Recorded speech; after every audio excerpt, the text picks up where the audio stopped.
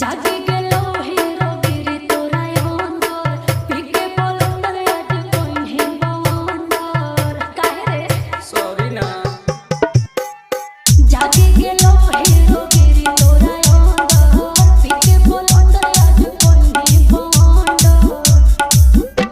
तो बोला बोला के जानुआ मोह जनुआ काहे के जाले तो तोरे गम में पियलियो दारू पुलिस काहे भेजाले तो तोरे गम में पियलियो दारू पुलिस काहे भेजाले बेगूसराय बेगूसराय बेगूसराय नीरज म्यूजिक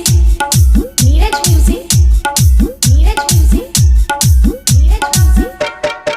हमरा से पहले धोखाधड़ी गे हाथे लगवैले हाथ गाड़ी गे एगा बोला अरे हमर नहीं दोस्त परिवार के हको दुश्मन बनल सोना प्यार के हको आगे होबो हजारत ऐसे जैसे गोली लगल है करे जाले तो तोरे गम में पियलियो दारू पुलिस काहे भेजाले तो तोरे गम में पियलियो दारू पुलिस काहे भेजाले Begusarai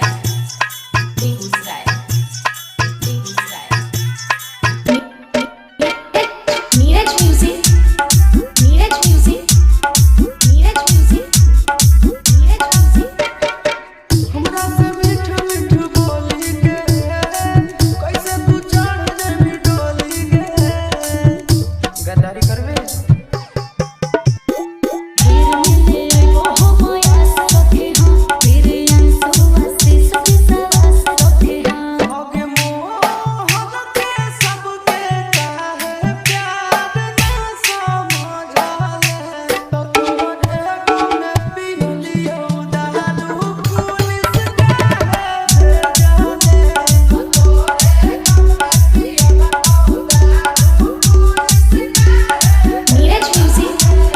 Neeraj music Begusarai Neeraj music Begusarai Neeraj music Begusarai Neeraj music